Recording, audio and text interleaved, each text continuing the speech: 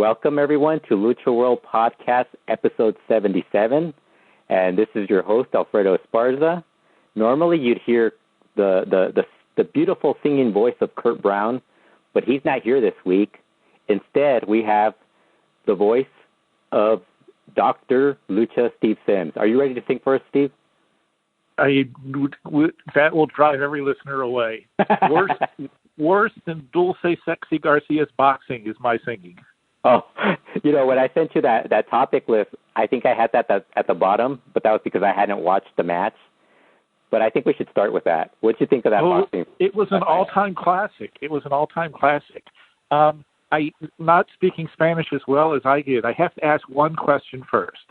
The scorecard that they showed at each of each round, was that Televisa's or was that official, or did they even identify whether or not they were just making those numbers, those 10 and 9s out of thin air? Yeah, you know what? I was being explained by somebody who was watching it live, or they watched it before I did. It was like, you know how HBO has one of their announcers would keep a judge's card for himself. Yes. That's what basically the one of the announcers was doing that for Televisa. Okay, yeah. Because I didn't agree with giving the opponent round one. Yeah. That was really bad. I mean, she looked really bad. I saw it when she got the 10-9 lead. I didn't really see her do anything, so that kind of seemed a little off right there. So it did. I give Dulce a lot of credit for doing this in the first place. I mean, she did it legitimately. She may not have done it very well, but she's trained and she's tried. Yeah. She's starting at a very old age to be starting this out, but then again, who knows what women's boxing is like. I mean, I didn't even know the rounds were 2-minute rounds. I thought they were 3-minute rounds. Yeah. Well, so I had to rewind the YouTube, start it all over because the rounds seemed so short for a boxing match. They did. They did a good job filming it, though. I mean, every punch that actually connected, they replayed. There weren't that many punches that connected, but it was a opening card match of a debuting person. I wasn't really, impressed with the boxing. The opponent was, as they used to call them in the business, tomato cans. Yes. The opponent was a tomato can, and she looked like one. She didn't look exactly as thin and as in shape as Garcia did. But I mean, she kept her hands in front of her face for 4 rounds for 8 minutes. So that's saying something. Yeah, I mean, I don't know what it means beyond this one fight. I mean, I'm sure she's going to fight a lot of bad boxers to begin with, because that's how boxing usually starts. A career usually starts like that. But I don't really know what the end game is. Like, who's her top opponent? What's going to happen beyond this? I mean, is there money for her to make? Really? I mean, I'm interested to see it too. It may. I'm trying to figure out what this means, but I have seen that the view count on YouTube of her fight is about 6,000. Yeah, it was pretty high when I saw it. That's good, but you compare it to Atlantis and La Sombra, which is in its various formats has had millions of views. Yeah. It may be just as well that she got announced as the winners and that not a lot of people saw it, and they just read in the newspaper or heard on the sports report that she won the match. Yeah. Did you hear the announcer mention what her career was going to be going forward?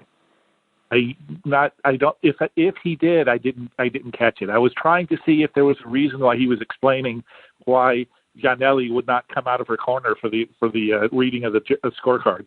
Yeah, I think very early in the first round, he was talking about how Sexy Star, or Dulce Garcia, her plan going forward was that she was going to be a boxer full time in Mexico, but she would only wrestle going forward in the United States. She wasn't going to wrestle anymore in Mexico. No, I didn't catch that. That's a very interesting thing, though. I don't know the female boxing division. I don't think it's very strong anywhere in the world. Yeah, but I don't think it's really very strong in Mexico. So that's very interesting. What do you think about? Why do you think she's going to? The question is, why does she want to do this? Why would she even want to do this? Especially late in her career, also, and she's kind of popular now as a wrestler.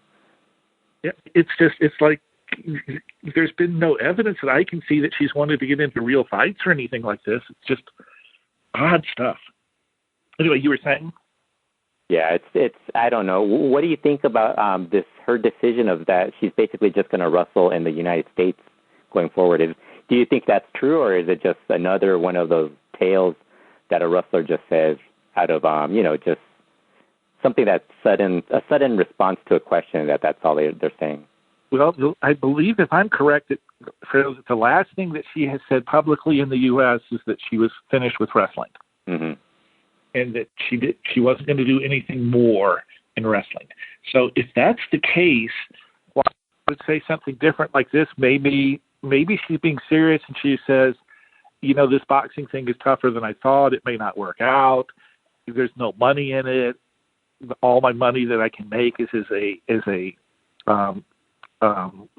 wrestler, yeah. etc. Or she may have said, well, this is just, all I'm saying is I'm going to say this so I improve my negotiating position with Lucha Underground when they come around. Yeah, and I mean, getting that, I guess we could skip over to the next topic since you brought it up. I guess the big news the last couple. You mean there's more going on in the world than Garcia's boxing, right? It's weird. It's weird because there really isn't that much going on in the actual ring, like as far as anything interesting. But we're really like that one. The big story is really the AAA-Impact relationship and how it affects them, but also all these other promotions that are kind of like circling around those two promotions. What are your thoughts on the whole AAA-Impact partnership? I have to say, and I know this is not true because I've been told by invested parties that it's not true, but this would make a lot of sense if this were all an angle where around Triple Mania time, the Rebellion came back and jumped right back into AAA rings and started the promotion versus promotion feud. But otherwise, I think Konnan has tried to work something out very, professionally, and has gotten screwed from both ends. The poor guy. Yeah. He's stuck in doing a role that's going to pay him some good money. That's totally anathema to the other company that needs him to be their brain trust. And I'm not sure that it will be much longer that if AAA and Impact really do have a strong relationship, that they're going to want Konnan around.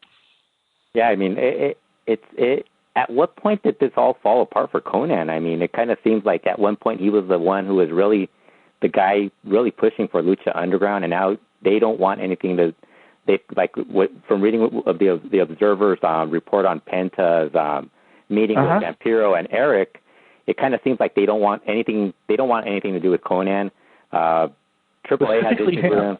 Yeah, I mean, where did this all fall apart? Really, I mean, I'm going to take a couple of educated guesses, but I'll have to say I don't know the answer, factually up front. My guess is it may not have fallen apart.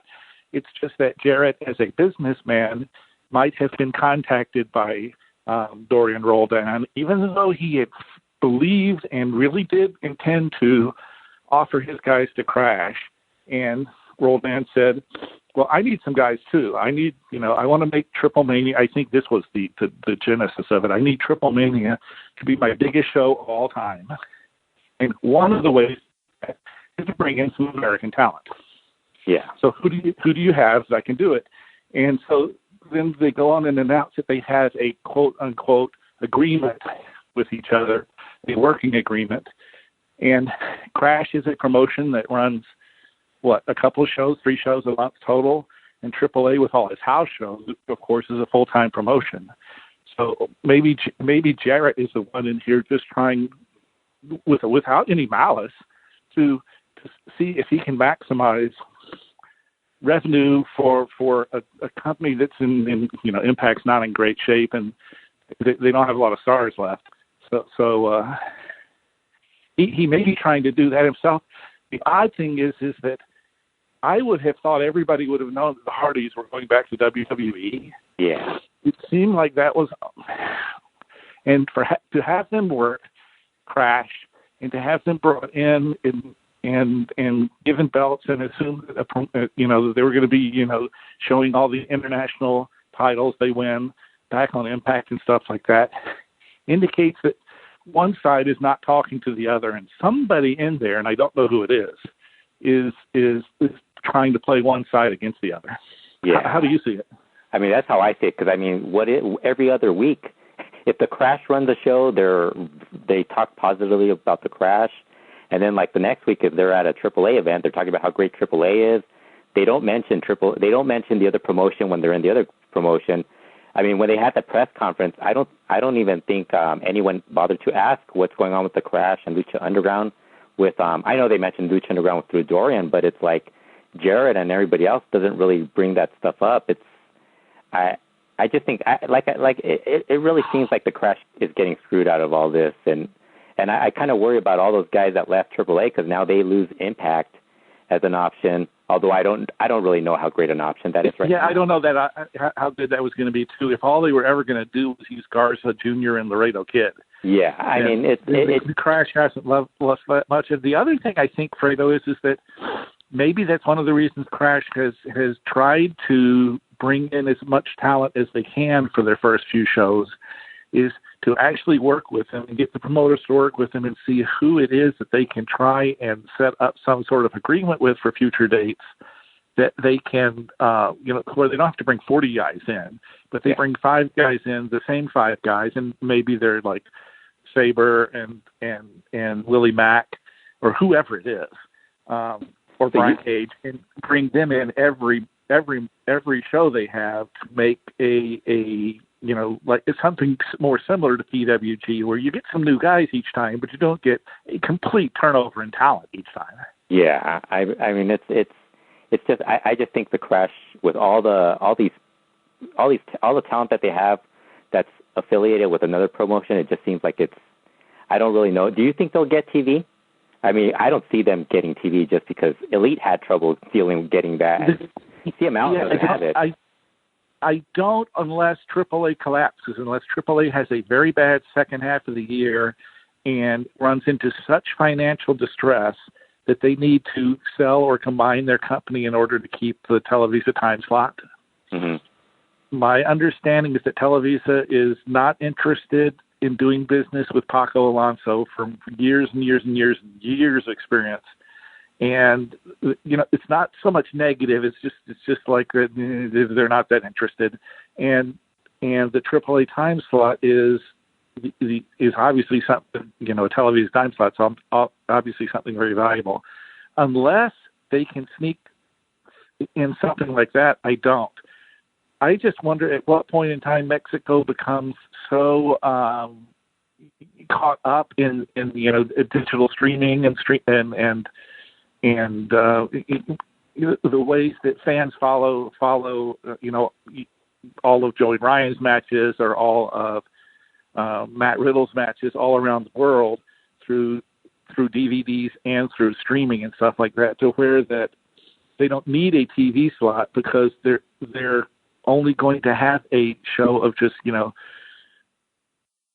or 3 or a schedule of 2 or 3 shows a month, and it's going to be at that point it's like it's tough to tell. Yeah, AAA is, I think, the biggest story of all of 2017 is how strong AAA has been when they're for most of the year, their cards have been boring. Lately, they've been just indescribable. On occasion, you'll get good matches, but you never know what you're going to get when you turn on the TV. They've been wildly different since Vampiro took over. They've had, a death of the person who was in charge of the entire office, and yet they're just chugging along. Yeah, well, we can get to that. What is their talent? The talent just doesn't justify it, but they are. Yeah, what are your thoughts on the booking this year for AAA? I mean, really, I think now it's Vampiro and Chris DeJoseph are involved in that, and I mean, it'll be more interesting to us. The question is, it'll be more interesting to the 99% of people who in Mexico who decide whether to go just based on the brand and whether they're going to be entertained. Yeah. The only, as I wrote for the Figure 4 Weekly that's coming out today or tomorrow, the only promise AAA has made this whole year is that we're going to have a match in August between Wagner and Psycho Clown for the masks. Yes. they haven't promised anything else. So they've got a lot of room to work with, and therefore they're not breaking any promises when they change their undercards and TV tapings and stuff like that. I suspect that the hole that they're in, especially with the Lucha Underground not being a profitable venture so far financially, is such that Dorian felt very tied down as to costs that he had in bringing people in, and maybe Vampiro will convince Dorian and Maricela to open up the purse strings a little bit and let them bring in somebody, and hopefully somebody better than Kevin Kross. But bring in some guys from Impact, or bring in some guys from the independents if they can find somebody that Crash hasn't used to to be the foreign guy. I think the best thing they could do is Team Trump, but I don't know whether Televisa will allow them to use Team Trump. That's a sensitive topic. I think I know who you want to be part of AAA. Luchasaurus. Well, that's obviously. Yes. Cheeseburger. I definitely want the cheeseburger hamburger match. We could go to Luchasaurus and cheeseburger. Or a three-way match. What do you think of all really with all the talent that's left, AAA in the last year or two, they've really had to elevate a lot of new talent. What are your thoughts on some of the guys that they've decided to elevate, like Argenis, Poder del Norte, all these other guys that normally you would have, at one point all these guys were thinking of leaving, so. On the piece of paper, and on reading it in Lucha Blog and reading it in The Observer, the Poder del Norte push, I can understand a little bit. I understand they've got a pay-per-view and 20 weeks of TV to fill between Rey de Reyes and Triple Mania. Yeah. They've got to do something with Wagner and Clown. They just can't have them fight each other for 20 straight or 15 straight TV tapings. In reality, of course, as you've seen and as you've seen on the shows and stuff like that, those guys are not. And I like the people. I like the wrestlers and stuff like that, but that's not somebody that should be up in the main event of their matches. So you don't want to watch Pagano versus Dr. Wagner Jr. versus Psycho Clown over and over? You got to remember that I'm a Pagano man through and through. My wrestler of the year. Where is Liger Fever to back me up on this? Pagano should not be in the main events either. He's fine for his role especially when he turns babyface as second or third from the top. But Fredo, they're doing good this year. They're not selling out every show like they claim they are, but they're doing far better than I would have guessed. All around the horn, and it's the brand more than anything else. People are they expect when they go to AAA, they're going to get a Lucha Libre show with all sorts of entertainment in there, and they do. And the only thing promised to them is Wagner versus Psycho, and everything else is just, we'll see it when we get there. One of the things that was brought up in that press conference was the possibility of Lucha Underground talent going on Impact. Do you see that happening, or do you just think it's Jared? No, I think it is. No, I think it is possible. Really?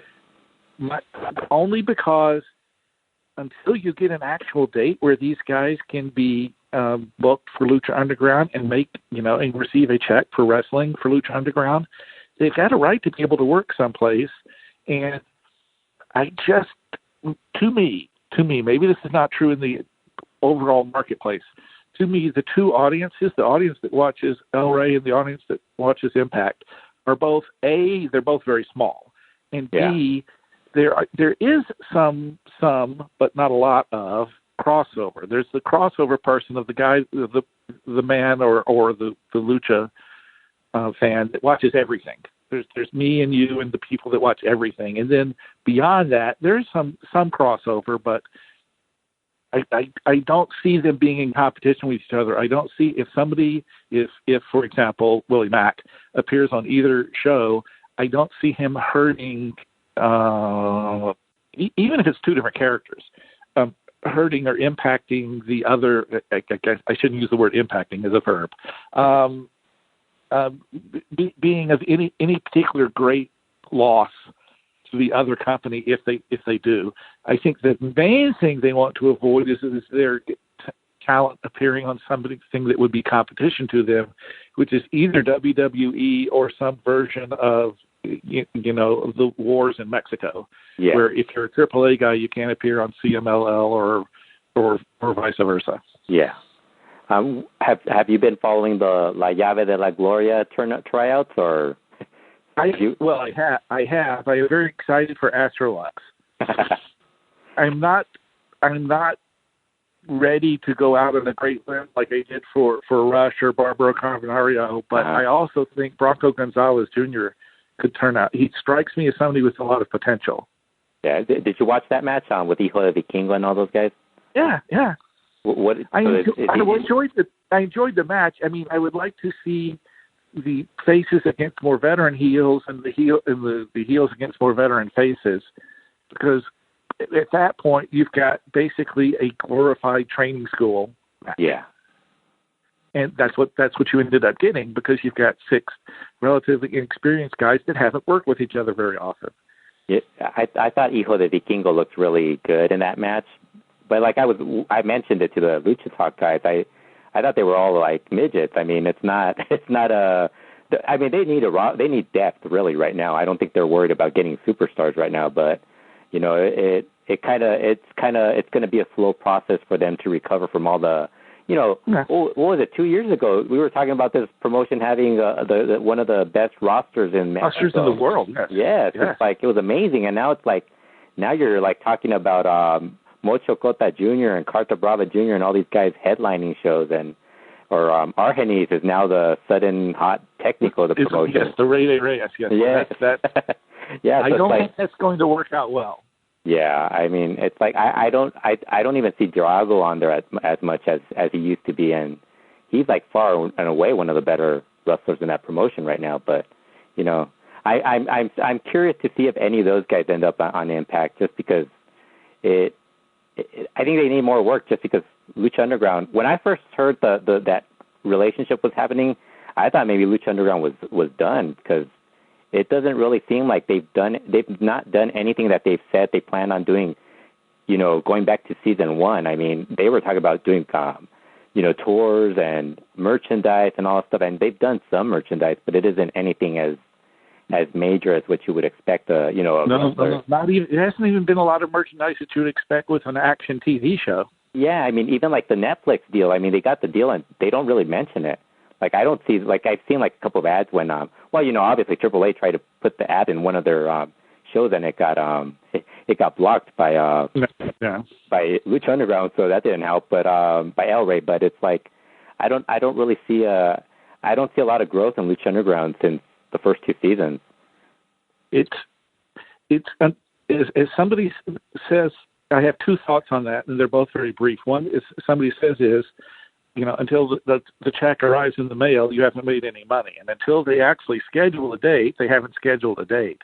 Yeah. But then again, I remember reading within just the past few days, Lucha Blog's column on visiting the industry show that he went to.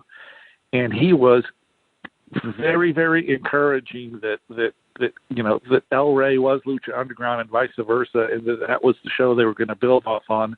And he just couldn't see them not going forward with Lucha Underground, because that in a not a logical sense, but in a spiritual sense, that would be like there'd be no more El Rey. Yeah, I mean, I could believe that, because I mean, beyond Lucha Underground, it's really just a lot of mixed martial arts movies on there. So the Karate Nuts channel. Yeah, there's a lot of stuff that, I mean, it's kind of like the old TBS. Remember they used to do like a 2-hour block of movies for guys who like movies. That's basically what El Rey is. Like, it's a 24/7 movies for guys who like movies type of channel. Yeah. It is, and it's not a very large channel. And the best thing they have doesn't draw very many fans in a country of 330 million people. And then, of course, you can always get it in cable systems and people like Cubs fans taping it and putting it on YouTube and stuff. Yeah. You only get a couple 100,000 views or 150,000 views. isn't enough to where this is where I understand what Cubs wrote, and I'm sure he's correct, but it's just there's got to be a point somewhere where they say, if all we can draw is 200,000 people on it, is the network worth continuing, or is the cost of $10 or $15 million episode, whatever it is. Yeah. 1 million an episode, whatever. Getting back at some point, what's the point? Yeah, I know. It's like, it just seems like they're just going to keep. They're going to. I mean, I think it's a lot of wrestling promoters get into wrestling, and a lot of people get into wrestling and do this sort of thing where they just keep going and going, and they don't make money. So you kind of wonder if they have the same philosophy in the LRA network. I wonder. I don't know. They've gone through. They've gone through 3 whole seasons and stuff on it. Yeah. But yeah, I gotta tell you, I loved it, but I'm not as interested as I used to be on it. Oh, really? I mean, I must not be, because I can't remember what happened the first half of season 3. Yeah, I was like, I wanted to know, because I think when Cubs fans started, like, he's still into it. Like, he's probably the one that's probably the most committed to this Lucha Underground promotion. But the rest of us, I think Chris Zauner tapped out early in season 3. Like, he just sent me a message and told me he just wasn't into it anymore. And then I think I still watch it because I do the podcast and all this stuff. But it's like, there's some shows where it's like, I don't even know if it's as good as some of the AAA TV shows that I've watched recently. It's like, it's. I hope it was better than last week's. Well, you'll have to listen to our next Lucha Talk, where we talk about the upcoming show. So we were a lot more. Well, I didn't watch the entire thing, but they were a lot more positive on that. I watched the Llave a la Gloria match, and that was. Uh-huh. I think I should end. Well, what did you think of that? Did you think it helped introduce new guys? I think it did, but it's also they're just putting them in they're putting it in the same, like they brought them in as minis. I mean, I would have liked to have seen them work with some of the like taller guys, or these. I mean, I don't know. Like I think the best thing out of it was that now you have perhaps more challengers for Dinastia, who I think has been completely misused in the promotion, and I think he's a guy you could build around for that promotion. He doesn't have to be a main eventer, but at least you have one guy like lower in the card where you could say, oh, Dinastia is going to have a title match against, not just Mini Abismo Negro, but maybe against Hijo de Vikingo, Octagoncito's still there, the Concord, Bronco Gonzalez Jr., all these other guys.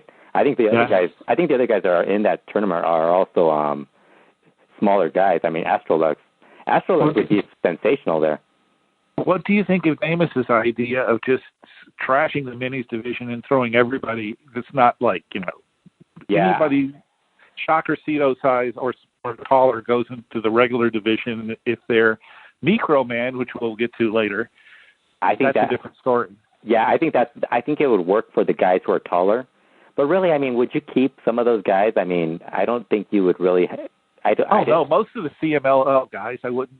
Yeah, I mean, if they weren't classified as minis, they wouldn't have a job. Yeah, I think Stuquita fits perfectly. I think Electrico, I think, would be fine.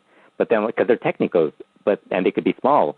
But it's like, I can't see them keeping Mercurio and all those guys. It's like, they're not as, I mean, I think they're better than some of those lower card CML guys that I think we all dread watching on Tuesdays. And we actually got a few on Friday, but it's like, it's not something that I really want to see. With AAA, I think it would work perfectly because Dinastia could work with Averno and guys like that. Those guys aren't that tall. They don't have a deep enough roster where you could be like, picky about these guys not working with those kind of guys. In one of the things that you wrote about Fishman's obituary, in one of the comments and stuff, you mentioned that he had been married to Lola Gonzalez. Mm-hmm. And when they were married, Lola was kind of like the fabulous moolah of Mexico. I don't know if people realize that, but not only was she the lead wrestler, because she was good. I mean, she was very good. She may have been as good as luchadora as there was in her era. Uh-huh. But she booked not 100%, but she basically had the women's troupe of the big stars. Oh, really? And she booked them, and she took them all over Mexico and booked them. And one of her great philosophy was when TV came along was was they couldn't work TV more than once a month because it would kill them. I think that's a great idea. I mean, I think that's what's hurting. I think that's, we'll talk about that with CMLL, but I mean, I think that's hurting CMLL being online so much, where I think now we see all these, especially now that it's kind of not as good as it used to be. I think it hurts. It hurts some of the women being on there, the minis. I mean, they're on there so much, and it's like you just look at them and it's like, oh my God, they're really bad. And I think it leaves a bad taste. Although you do have some fans who, I mean, love that stuff. And they're like, they love the division. They do, but in Mexico, unfortunately, and I guess it's still you know, it's set in its ways. These people are looked more as attractions than as wrestlers. Yeah. So you're bringing up CML, so we should just get to CML. We have a big match coming up this coming Sunday. The biggest match, probably of the decade or of the century. I don't know which one. How much bigger it could possibly be. But as you were saying about the minis, we have Zacharias El Perico and Mije versus El Gallito and Microman with El Guapito as referee. Is this going to be the biggest match of 2017? The biggest little match in Mexico ever.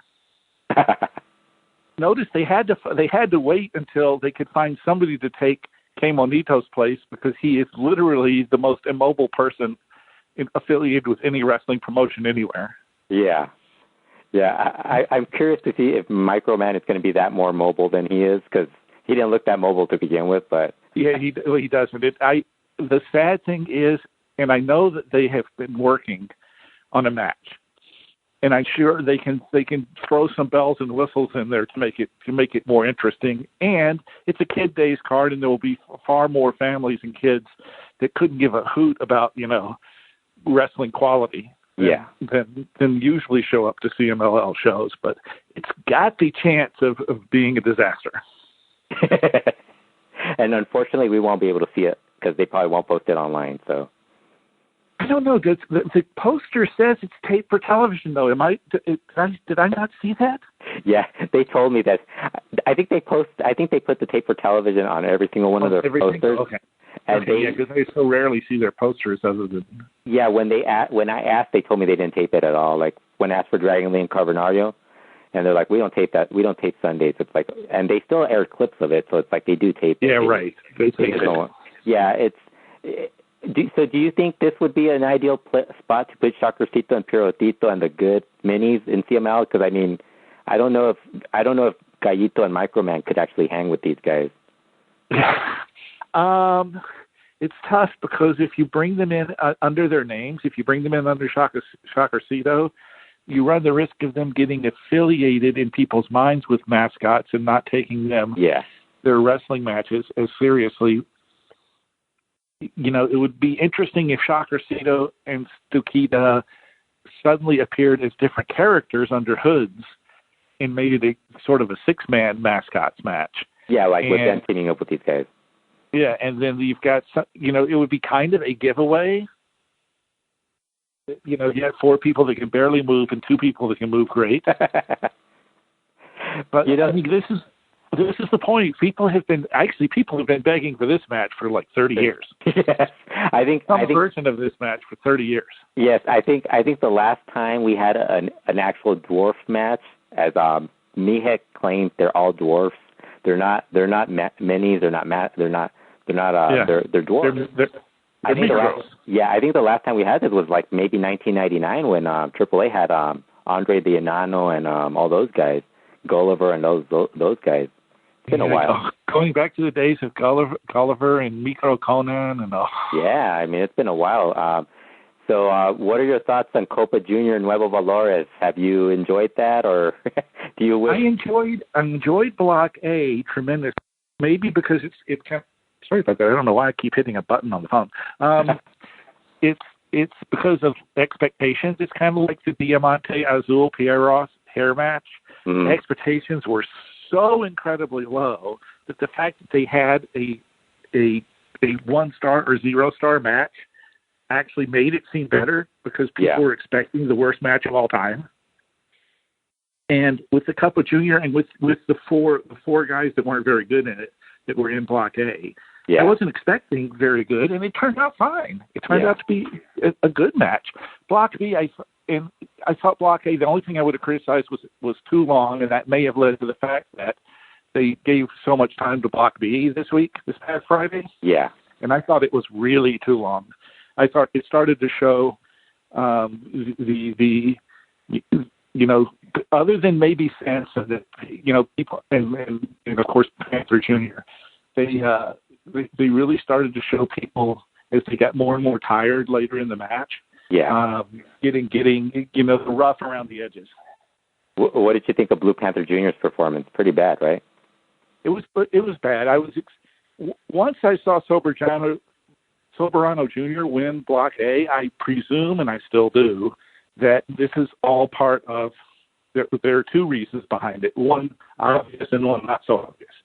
The obvious is the same reason why Angel de Oro won. Either I'm totally off on this, and they give Sanson a win because he deserves it and stuff like that, and loves to have his Rudos win, or they've got something good planned for Soberano Jr., and I think that's the big thing. I think that's the big story. They probably do. They probably have something set for him to promote him up the ladder.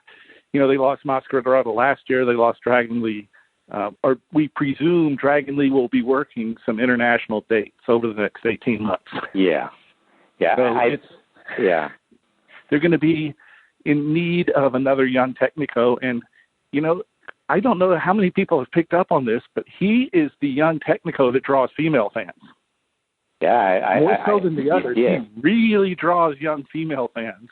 None of the others draw young male fans fine. But Soberano Jr. really draws young female fans, and I think the promotion has noticed that. Oh, that's good. I mean, because he's really talented, and they really do need somebody fresh. I mean, they need more than just one person on top now that, they kind of run the same matches over and over again. So I think we've gone through Ultimo Guerrero versus Atlantis, Ultimo Guerrero versus Valiente about at least a dozen times. So we need something new up on top. How about Volador Jr. and La Mascara? Oh, yes. There's the other one. I think they've done that for the last 2 years. You know what the funny thing is? I think, and I'm going to go way out on a limb here, and I better duck because a nuclear missile is coming in from Toronto, Canada on this, but I think La Mascara has had a superb for him first part of this year, athletically. Really? Athletically. Yeah, not in his character, but athletically. And I think he and Volador Jr. are going to tear it up Friday night. I really do think athletically they are just going to go, this is somebody Volador Jr. can actually keep up with him speed-wise, jump-wise, height-wise, etc. Yeah, I think what hurts La Mascara is that he's teaming up with, they're doing the Ingobernables trios matches, and it's, there's only so much you can get out of the, first of all, you're handicapped with Pure Oath, and, it's not a pretty match because it's mostly just them brawling and, building up whatever their issue is with whoever, like with Diamante Azul, Atlantis. Yeah. So it's like he doesn't get to show as much. But the times I think against Volador Jr., I mean, that should be, he's not the worst wrestler in the world. So it's not, La Mascara is a lot better. He's been boring and repetitive. Yeah. And I think this is an opponent with which if they're allowed to, if he's allowed to, normally in CMLL main events they allow you to, is go out and kill it. Yeah, because I think La Mascara, that's exactly how you described him, boring and repetitive. He falls into that trap at times, and I think if you put him in with somebody that's willing to do some different stuff with him, or like just a singles match that he could get motivated behind, he'll do a little more. But it's like, do you know anybody who's interviewed Volador Jr. by any chance? Yeah, I have a few times. I know someone.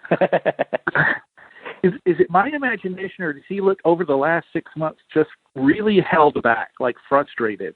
Like every time I see him in the ring these days, I go like he is thinking to himself, I can do twice the stuff, and this is what they told me to do, just A, B, and C. Do you think he's tired of being in matches with Pure Oath? Oh yeah, I think he's. I just think he realizes that he's probably about as good as far as the combination of knowing what to do and being able to actually physically do it. Yeah. He's probably just about right at his peak. And he's like goes, look at these matches I have at every other promotion. I can do a ton of things here that, will help build the crowds, get people to come back, start feuds and stuff like that. And it looks like he's going, And yet all I can do is just say, got to set up that one dive over the barrier. Well, I'll tell you one thing. When I talk to a lot of the guys from CMLL, when I'll tell them about how, their matches can be repetitive and stuff, like a lot of them will be like, yeah, but that's, they'll like, go the other way, like be like, yeah, but it's CMLL. A lot of people don't get to see it. Whereas Volador Jr. kind of stayed quiet and like nodded in agreement. He kind of notices it also. Because remember they were doing those trios matches with the Guerreros Laguneros nonstop for a while. Yeah, and I kind of mentioned that, and he kind of looked at me and he kind of like agreed with me, but it wasn't like he's not going to say anything about it. I think he's a good employee, good soldier. He's not going to say anything bad. He's not going to argue. I think he just enjoys wrestling. But I do notice that he's not as. I think you say that, and I think, well, for sure, of course, he's a good soldier. He comes from a family of L.A. Park and Rimmel Banda. One of them has to be like the good one. Like everybody else is a rebel. Fiery employees that people get tired of over their career the last 30 years. Yeah, that's true. I mean, I think it's just. I do notice it because, like, even when you like look at the photos, like you don't even have to watch the matches. You watch photos, and he just looks so, like, if he's in the corner, you just look at him like he's so disinterested in some of the stuff that he's doing. And when he gets in there with Nero Casas, he's very excited. Or if it's somebody that he's really like Cabernario, he gets excited. Like the little sequence they did with Caristico and Mystico, he kind of looked excited for that. But then he goes back to like facing, Angel de Oro or guys like that, and it's not the same for him. Not the same, yes. Yeah. So you think Soberano Jr. is basically going to win it all, the Copa Junior? I think he is, and I think in the 2/3 of that is because they have plans for him, and I hope that's true. And then 1/3 is just because he's Ultimo Guerrero's guy. Yeah, I think I think Sansón. I still think that's the biggest reason Angel de Oro won. Yeah. The Reyes del Aire is that they don't have, they're not going to they won't mind if people take to a feud with him and Dragon Rojo Jr., but if they don't, then at least they've thrown him a crumb and they've thrown Ultimo Guerrero a crumb. Yeah. Do you think Sansón Cuatro really didn't really need this tournament, right? I mean, they're basically set to be. I thought Cuatrero looked the best of anybody in the entire tournament so far. Yeah. Although, having said that, I mean, what he's doing and what Soberano doing are two like entirely different things. Yeah. I mean, you have a 30-minute match and he's in there for 26 minutes, Cuatrero, but he's basing mostly. Yeah. And Soberano Jr. is just timing it so that he gets all his high spots in. Stuff like that. So it's one of the reasons why it's hard to compare, heels and rudos and technicals and rudos and classic lucha, because they're trying to do such different things for their fans. But I am getting to the point where I'm preferring Cuatrero of the three of them the more. Yeah. Where up until about a month ago it was Sansón. Yeah, it's kind of. I think Volador Jr. will be excited when Cuatrero is finally a main eventer, just because there's somebody different. But it's like he's. I mean, as far as that, his performance in that tournament was so much. I mean, basically, I don't think the Technicals wanted any of those other rudos to be in the match. So I think they kind of tried to get them out as quickly as possible and just kept Cuatrero the entire time. Because it was amazing. It was a really good performance by him. Yeah, and I appreciate the new Dinamita, and I want them to get pushed, but, fair is fair. Where is the push for Tiger and Puma? Yeah, I mean, I love the Dinamita, but Tiger and Puma are a level above them, and why are they just sitting on the bench so often? Yeah, why are they? I think there's more excitement for them wrestling outside of Mexico in the upcoming months than there is in CMLL, just because they don't really do anything with them. It's like I think Puma's the main event. Puma, like I said a few times, I think if you give Puma the type of push that Penta Cero M got when he first started getting over with the crowd, I think he'd be that type. I think he'd be that type of wrestler. I think Tiger's also shown that he's a lot better than he showed when he was with the TRT at that time. When I think he wasn't, that group just didn't fit him as much. He fits so much better with his brother. But another faction. Speaking of factions that are in CML, what are your thoughts on Niebla Roja possibly getting kicked out of Los Guerreros Laguneros? I suspect it is, because I suspect that the sort of setup that can lead to a lot of interesting, or not interesting, but new feud partners down the road. You know, Niebla Roja is very consistent, and his brother Angel de Oro is very inconsistent. But I would be interested to see how well they do if CMLL really had some interest in pushing regular tag teams. I mean, if they had, you know, the Panther and Blue Panther Jr., Tiger and Puma, Sanson and Glatrero, and then you have the Angel de Oros and Plantas and stuff like that. They've got enough to give a division, if not a division, then certain guys within them a bigger push than they're getting now. Yeah. It seems, I've always thought he kind of got lost in that shuffle, the Guerrero shuffle, that he was an excellent part of the team and he worked, but it wasn't necessarily, he was like the odd person out of the four. And that this, you know, it depends on what they, you know, once he leaves, then what do they do with him? I'd love to see what their plans are, but I can see scenarios where it would work out much, much better for him. Yeah, I kind of wish they would have. I would keep the name. I kind of would like to see him feud with Dragon Lee just to see if that would be another anniversary match. Although I don't know if that. I'm guessing that's pretty much gone, you know, by the wayside now. It's no longer something there. I mean, it's CMLL has so many clicks for it. You know this, and you can tell when people like Titan and Dragon Rojo Jr. are just sitting there. Titan is very talented. Dragon Rojo Jr. is fine. He's not great. He's fine. He's worth keeping on your roster. And they're just lounging around with nothing to do because they've got no power base behind them pushing them when they set up their feuds and angles and bookings and in the meetings. This, you know, the 4-4 meet or the 7-4 meetings or wherever their Paco's office is these days. Yeah, you know, it's weird because they have so many shows that they could actually do stuff with these guys, and they don't really like. If you watch the Tuesday show, it's basically just a regular, you know, average. I mean, we've seen shows that are booked that way in just local lucha libre shows. It's very average. It's not anything different that you're going to see. Do you think that CML airing those streaming the Puebla and Tuesday shows online, do you think that helps or hurts the promotion? Actually, my honest impression is it's neither helping nor hurting. Yeah. It's not growing their audience.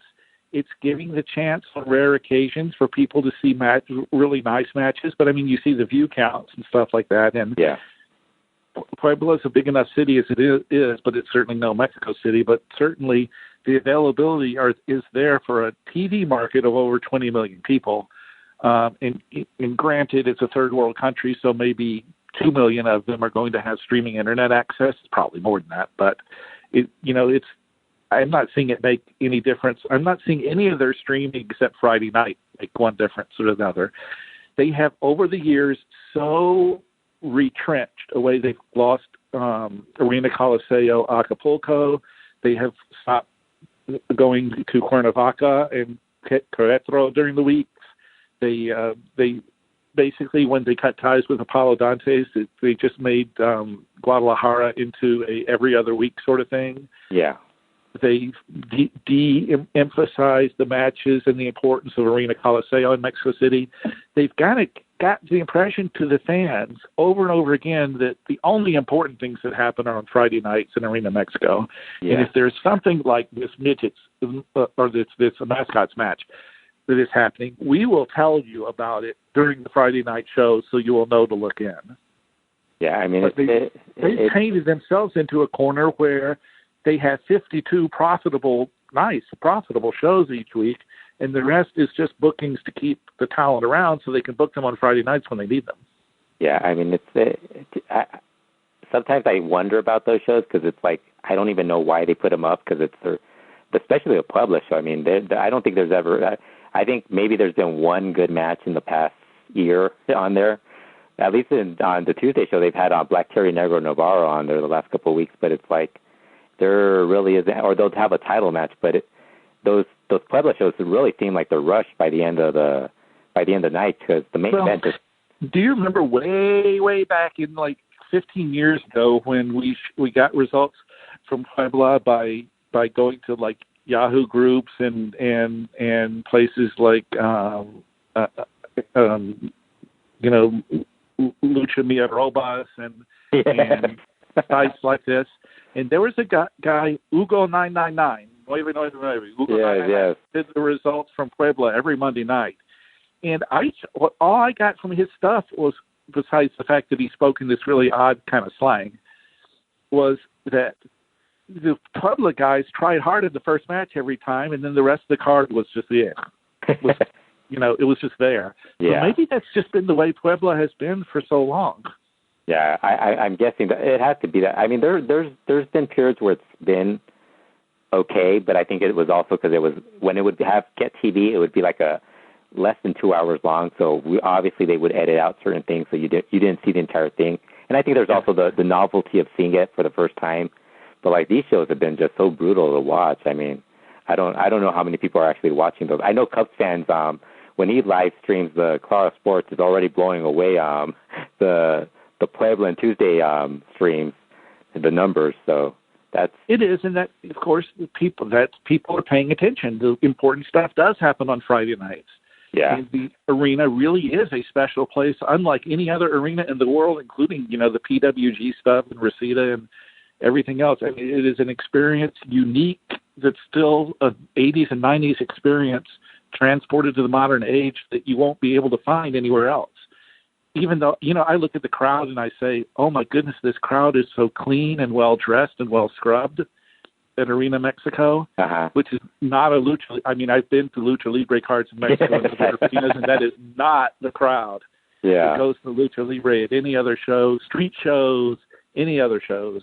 Yeah, but they have their way of doing things, and the truest things that anybody ever said about the Serious and Stable was back when American Gigolo Chad was wrestling, and he used to write in every week some comment to like DVR or whatever. It says CML is just stuck 20 years behind the time. They're just stuck. They don't move. We did it, and he said this 2 or 3 times. We did it this way, and it worked in the past, so we're doing it that way forever. The one thing I've noticed how, like, now that there's so much more, thanks to the internet, we get more access to like actual wrestlers in Mexico who do interviews and stuff like that. And them coming to Los Angeles, getting not just myself interviewing them, but other people interviewing them.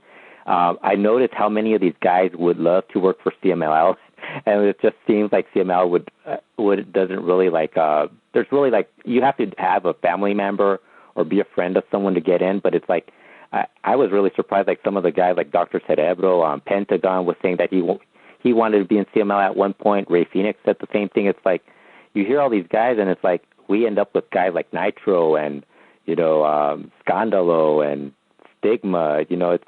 Oh yeah, it's nepotism. It's huge nepotism, and it's a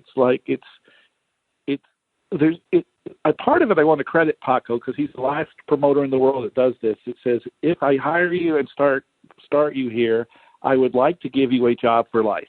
Yeah, he's the only one left that will do it, and I would argue in this day and age that that's actually hurting his business, that philosophy. But I don't begrudge him if that's really what he's saying, and there are some people that have told me that's literally what they believe.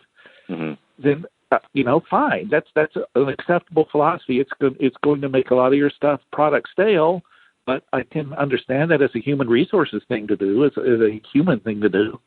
Yeah, I mean because how do you explain like Mr. Niebla showing up every couple of months? He's changed, and he still. Did you see him on Friday night?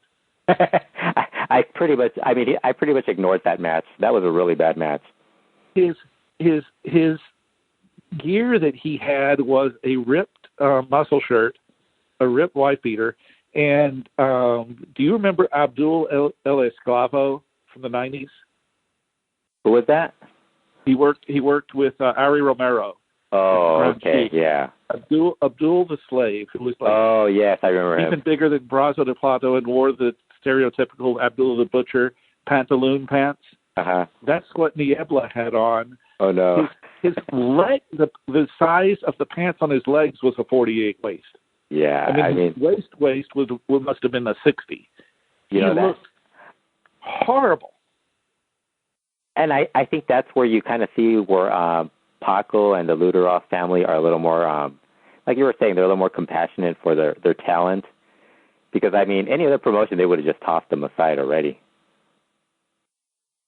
Well, and he's an embarrassment.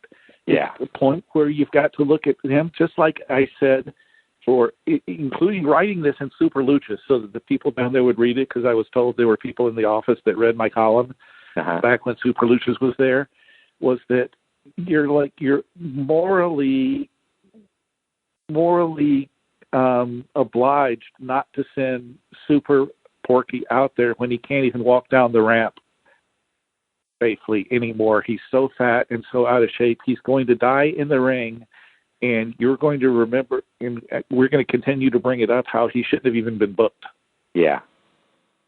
Yeah, I mean, it's and Niemo's like that now. I mean, he's yeah. I think at some point they really should, especially with so much going on. It's like you don't want another like accident or something happening with that guy still being. Oh, they should bring back Busca de Idolo and just let him be a judge again. Oh no, he was horrible on that. a drunk judge. Yes, he was really bad. The only highlight was Zacharias was sitting behind him and making sure, or Tirantes' reaction to him. Oh, yeah. Whatever. That was during a stretch where they wouldn't let Zacharias go all the way to the ring, right? Yeah. I mean, I don't know. I guess we should talk about, I wanted to ask about your thoughts on independent talent in CMLL. Do you think there's going to be more in the future? Because we've been seeing Black Cherry and Negro Navarro there. Do you think that's going to be happening more often, or is it? Who knows? Well, the big thing to me, Fredo, is whether or not how long Paco Alonso continues to do this.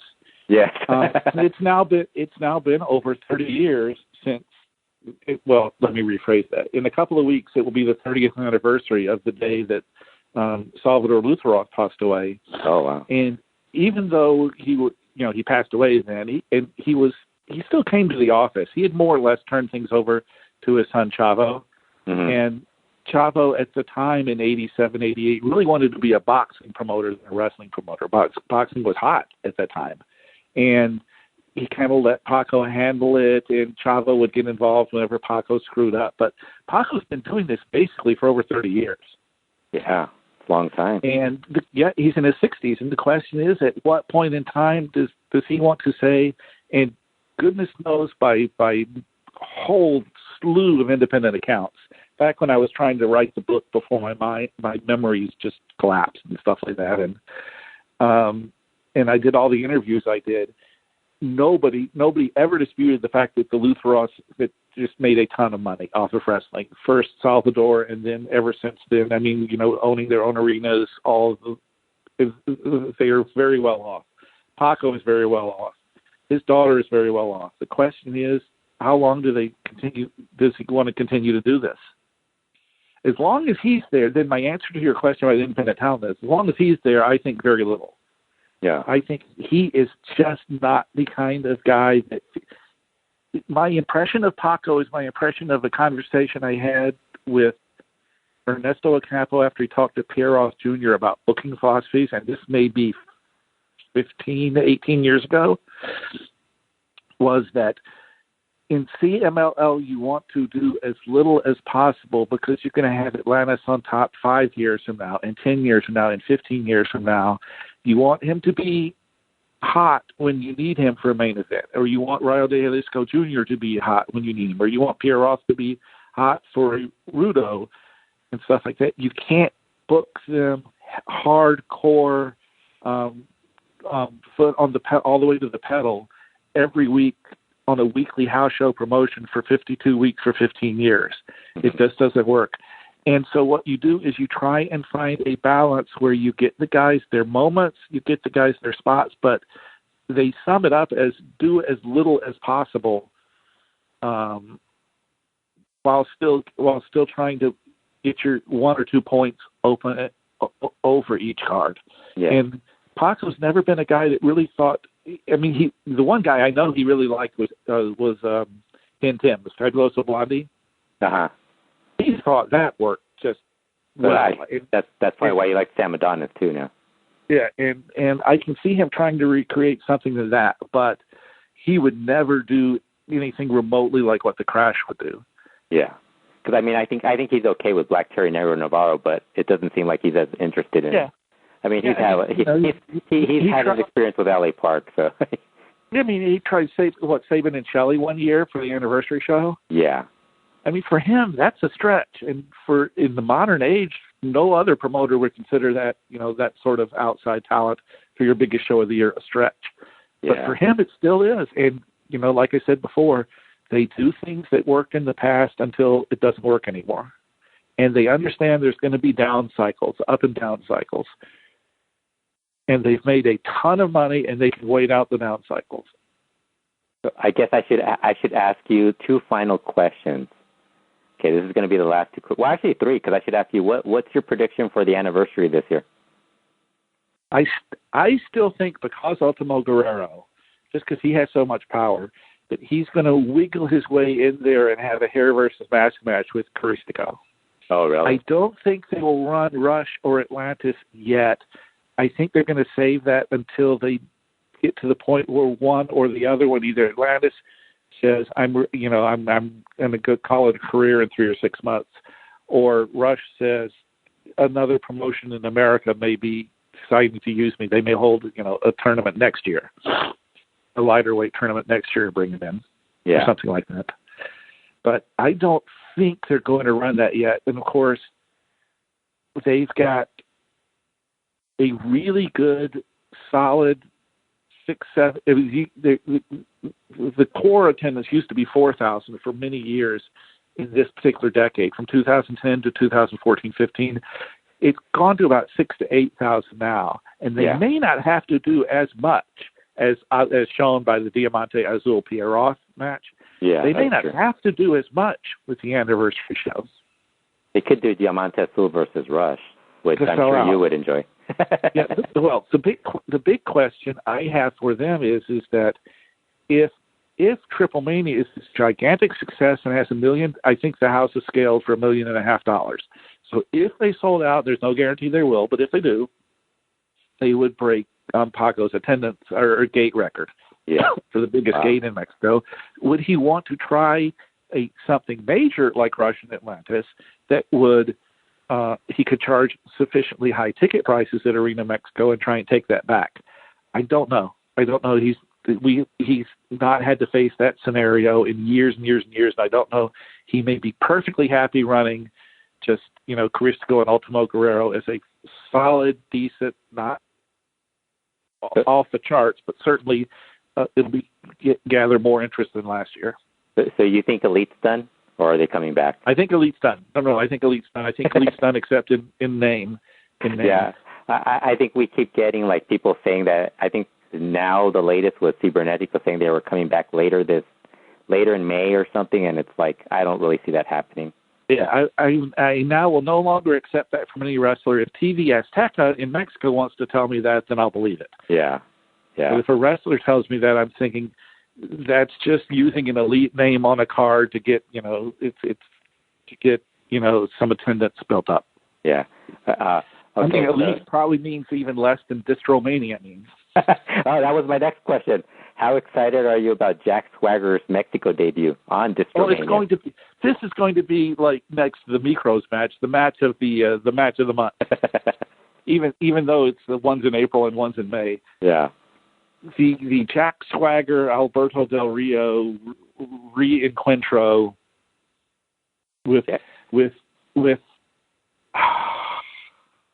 Kene Blas Jr. promoting it in Palacio de los Deportes? Is that where it is? Yeah, I think so. Oh, it's got all the signs, except for the fact that Del Rio is on there, and I think he actually is a mainstream. He can sell tickets on his name. It's got all the designs of a disaster written on it.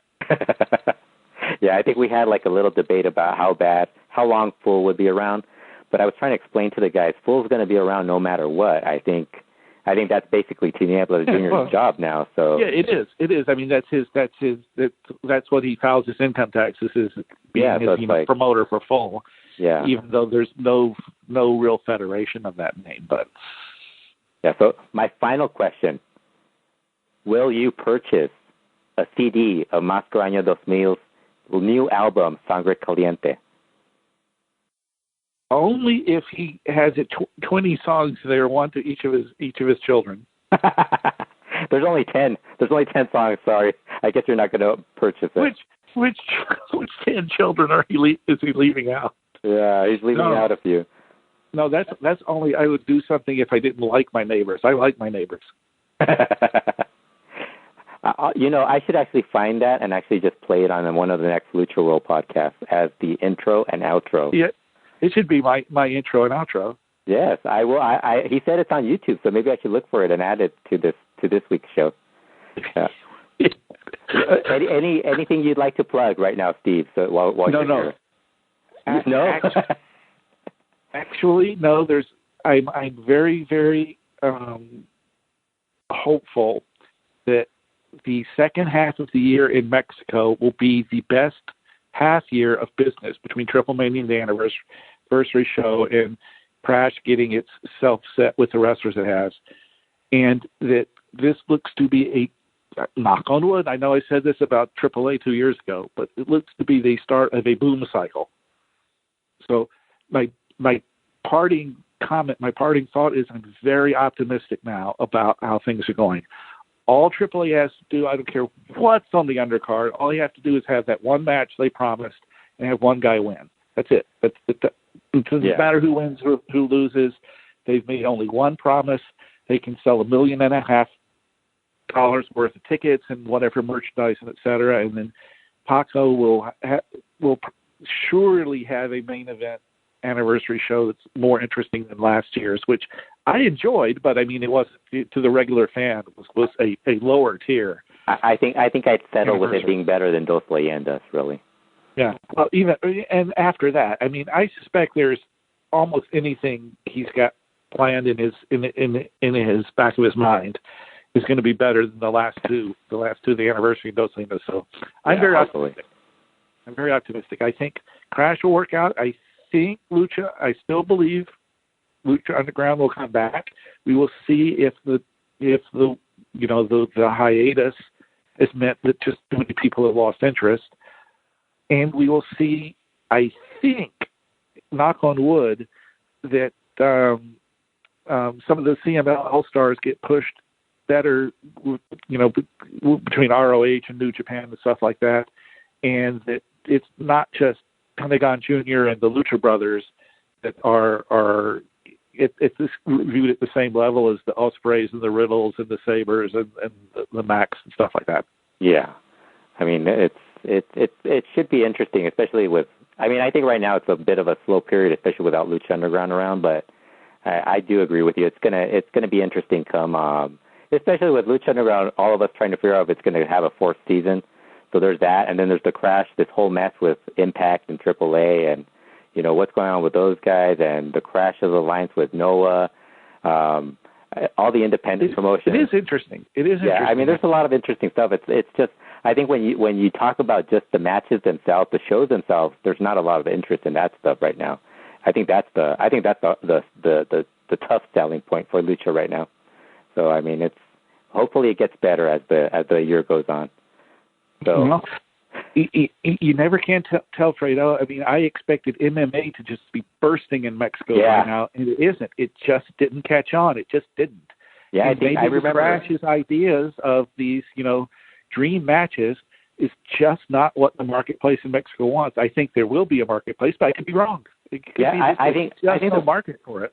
Yeah, I think the problem with the Crash is that they do a lot of these matches where there's like so many people in the matches and so many names that you can't really focus on like one particular. It's a great card. I mean, it's top to bottom, but there's not one match you're focusing on, and I think that's the trouble. Although I'm not a big fan of them bringing in Jeff Jarrett and all those guys either. So, yes, he's not. There's good reason for you to feel that way, I think. Yeah. Well, you should mention you write weekly on Figure 4 Weekly, or you're not doing that anymore, or what? No, I am. I'm still doing it. Yeah. I was hopeful for a while that if the boom kept up, that Ernesto would restart Super Luchas, but I don't think that's. I think the days of Lucha magazines being bought at newsstands by the metro stations in Mexico City, which is where most of them were bought. I think those days are gone. I've seen Ernesto write more on Super Luchas lately, though, so that's been good. So I think that's good. Hopeful for that. But yeah, that's it. That's about it. Yeah, you're doing your weekly appearance on Wrestling Observer Live too, right? I am, but the commentary and the I'm approaching 60. I have had years and years of people listening to me. There are now younger voices between yours and Dylan's and Raul's and Eric's and Cubs fan and Rob's and stuff like that. I'm ready to pass the torch, to be perfectly honest. I'm not retiring yet. You can't retire yet. Come on, Steve.